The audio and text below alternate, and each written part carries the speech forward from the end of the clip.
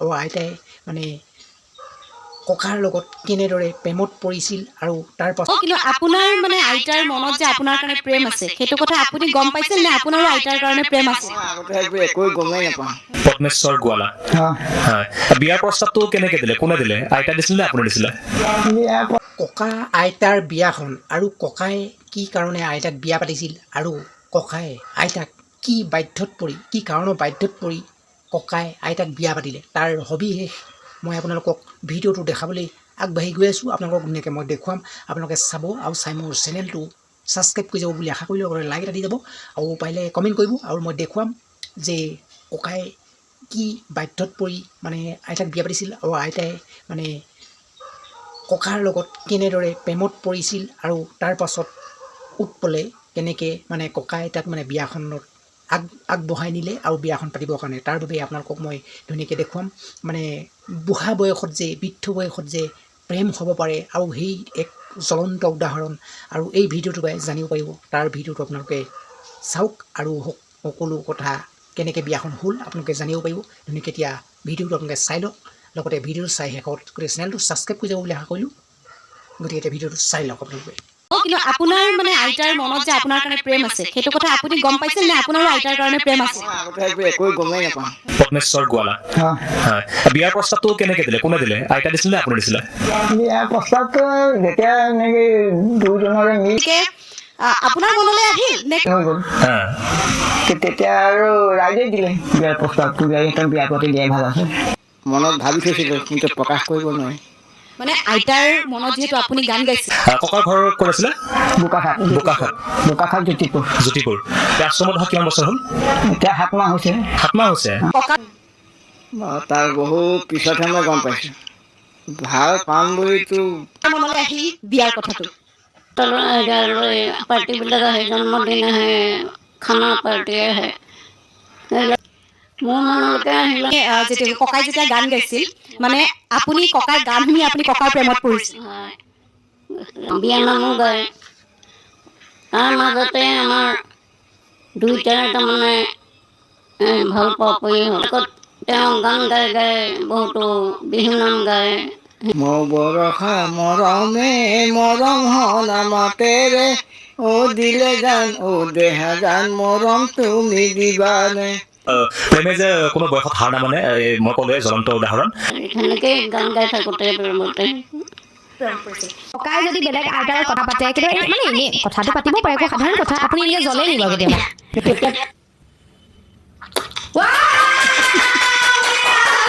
এনেকুৱা বস্তু ভগৱান শ্ৰীকৃষ্ণই দেখোন 16 গোপীৰ লগত প্ৰেম কৰিছিলে, তাৰ মাজতো অকল ৰাধাকে আনিলে।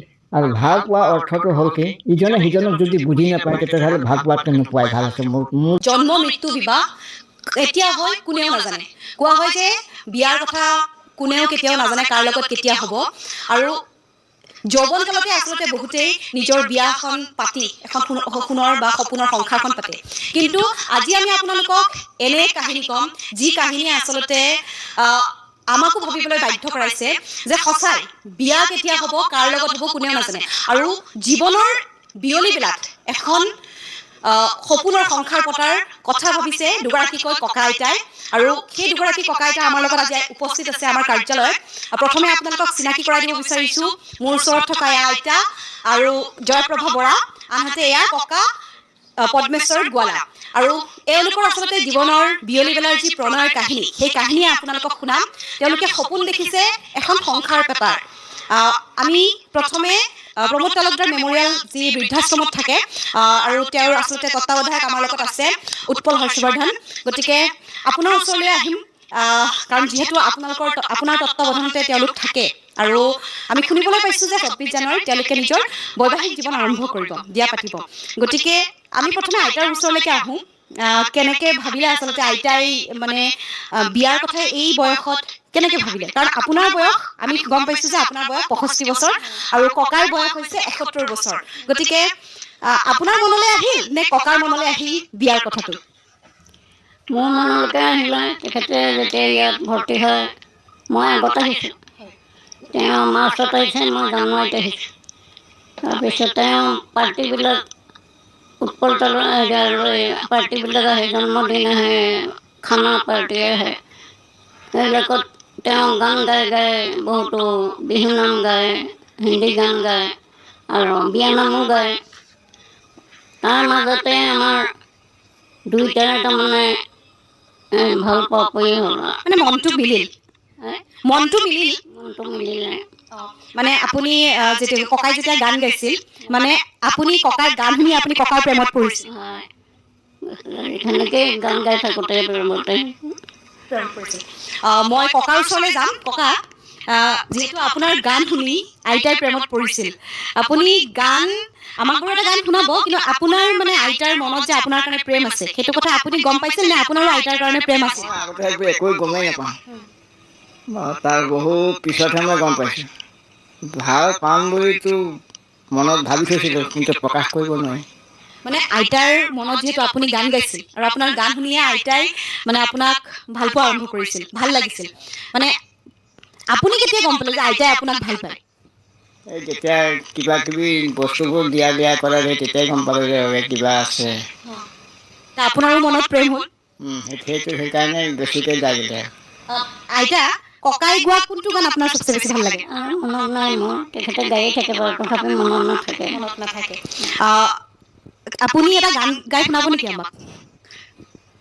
মোৰ বৰষা মৰমে মৰম হল মাতেৰে, ও দিলে জান ও দেহা জান মৰম তুমি দিবানে, ৰাতি ফুলে শেৱালি নিশা নাহে টোপনি, ও দিলে জান ও দেহা জান জানানে মই তোমাৰে, গোলাপ ফুলৰ ফুলনি তুমিয়ে মোৰ মালিনী, তুমি কাষত নাথাকিলে নধৰে মোৰ টোপনি, মোৰ বৰষা মৰমে মৰম হল মাতেৰে, ও দিলে জান ও দেহা জান মৰম তুমি দিবানে।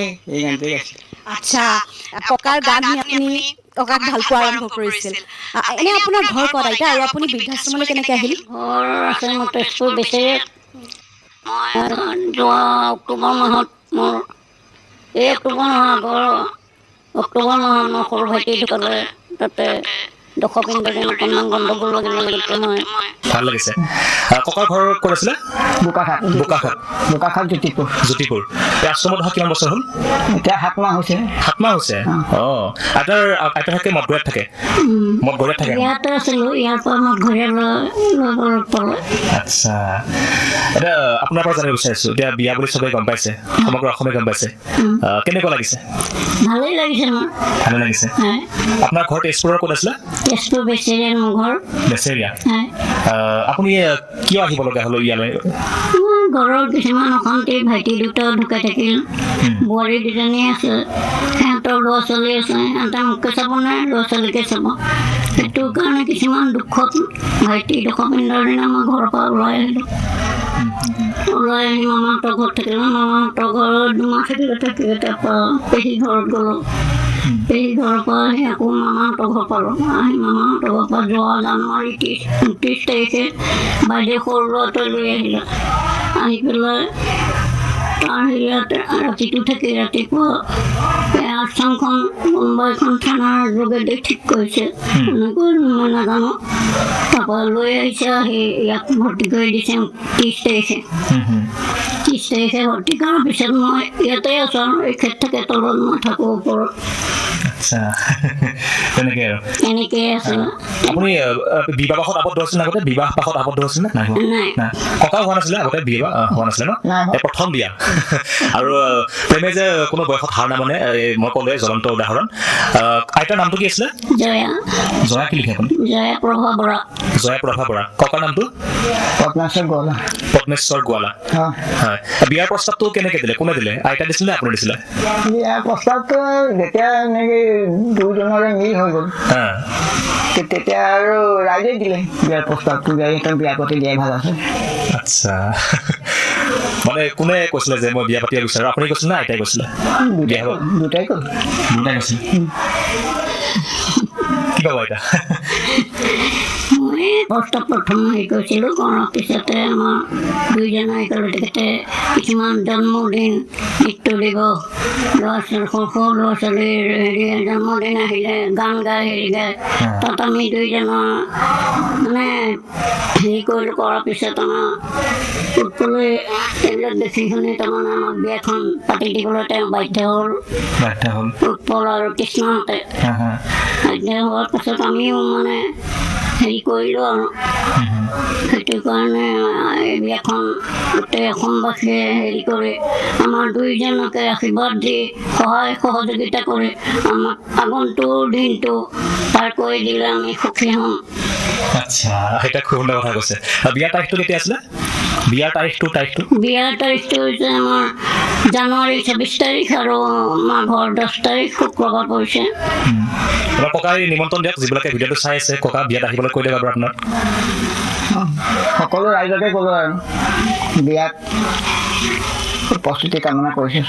হয় আৰু ককা আৰু আইতাৰ এটা লাইভ সম্প্ৰচাৰ হৈছিলে এদিনাখন ছেটেলাইট চেনেল এটাত আপোনালোকে দেখিছিলে আৰু যদি আপোনালোকে কিবা কিঞ্চিত সহায় কৰিব বিচাৰে অলপ সহায় কৰিব পাৰিব ন যদি কোনোবাই সহায় কৰিব বিচাৰে আপোনালোকক সহায় কৰিব পাৰিব আৰ্থিকভাৱে বা কিবা বস্তু যদি দিয়ে এনেকৈ ন আৰু সহায় সহযোগ আগবঢ়াবলৈ কৈছে কিন্তু কি বুলি কাম মৰম যিমানে পুৰণা হৈ যায় সি সিমানে গম্ভীৰ এটা হৈ যায় কিন্তু এই তেনেকৈ বাঢ়ি এতিয়া এই এনেকুৱা জেগালৈ পাইছে এতিয়া বিয়া পাতিব হয় এইটোৱে মানে আপোনালোকক দেখি এইটোৱে গম পাইছোঁ যে প্ৰেমৰ লগত কোনোটো বয়স নাথাকে প্ৰেম কেতিয়া হৈ যায় ক'ত হৈ যাব কাৰ লগত হৈ যাব সেইটো কোনেও নাজানে যেনেকৈ আপোনাৰ হ'ল নহয় জানো আৰু আইতাক কি দেখি মানে এনেকুৱা কি মানে বস্তু দেখি আপুনি আকৰ্ষিত হ'ল বা ভাল লাগিলে আইতাক সেই ক'লোৱে নহয় ভাল লাগিবলৈ মানে কথা তাই যিটো মৰম দিলে কিন্তু সেই মৰমটো মই দলিয়াইটো পেলাই দিব নোৱাৰোঁ সেইটো কাৰণে ময়ো কিবা কিবি দিব ল'লোঁ সেইটো পাই মানে আৰু মৰম বাঢ়ি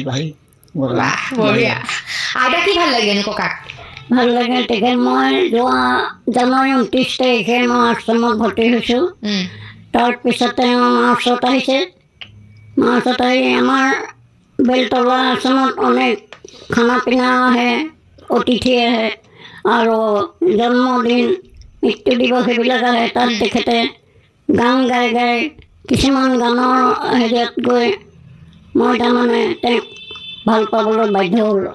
এনেকুৱা কি দেখিলে ককাৰ ওচৰত যাৰ কাৰণে আপুনি ভাল পালে ককাক তেওঁ গানটো কিবা ৰহস্যজনক গান গাইছিলে সেইটোৰ কাৰণে তেওঁক পাছত মই প্ৰস্তাৱ দিবলৈ বাধ্য হ'লোঁ ভাল পোৱাৰ আপুনি প্ৰস্তাৱ দিছিলে নে ককাই দিছিলে ককাই হাঁহি আছে ককাই কওক প্লিজ কোনে প্ৰস্তাৱ দিছিলে প্ৰস্তাৱ তাই দিছে আগত মই দিছে প্ৰস্তাৱ তেখেতে দিয়া নাই আপুনি কি বুলি কৈছে কওকচোন আই লাভ ইউ বাবু বুলি আই লাভ ইউ বাবু ককাই ৰিপ্লাই কি দিছিলে আপুনি মানে কি কৈছিলে এইটো আই লাভ ইউ বাবু বুলি যেতিয়া ক'লে তেতিয়া আপুনি কি ক'লে মই কি বুলি ক'ম আই লাভ ইউ যাম বুলি ক'লোঁ কিমান ধুনীয়া সঁচাকৈ ইমান ভাল লাগিছে আৰু মানে আপোনালোক কেনেকুৱা লাগিছে বাৰু শুনি পেলাই ইমান ধুনীয়াকৈ কৈছে তেওঁলোকে মোৰ বহুত ভাল লাগিছে কমেণ্ট কৰিবচোন আৰু বহুত বেছি শ্বেয়াৰ কৰিব আৰু আইতাহঁতক বহুত আইতা আৰু ককাক মৰম দিব আৰু এটা কথা ককাৰবিলাকৰ পিছে আপুনি হেৰি মানে কাজিয়া চাজিয়া লাগে নাই পিছে কাজিয়া লাগে নাই লাগে নাই নালাগে ককাই লাগে নাই একদম কাজিয়া নালাগে এতিয়া খং চং উঠে নাই বাৰু আইতাৰ ওপৰত কেতিয়াবা মই এদিন খং দেখাইছিলোঁ তাৰপৰা তেখেতে খং দেখা নাই এই ৰাতিপুৱা তাৰমানে মই এই ৰাস্তাটো তাৰমানে মানুহ অহা কথা আছে অতিথি মই বোলো গেটখন খুলি পেলাই মই হেৰি কৰোঁ তাৰপিছত মই খালি থাকোঁতে তেখেত পাছত গৈ পেলাই হেৰি কৰা দেখি মই ক'লোঁ এইখন গাঁও জেগা নহয় তুমি কি এনেকৈ মোৰ পাছত আহি আছা এনেকৈ ক'লোঁ কওঁতে কৈছে ভালকৈ ক'ব নোৱাৰা নেকি তেনেকৈ তেখেতে কৈছে আৰু অন্য একো নাই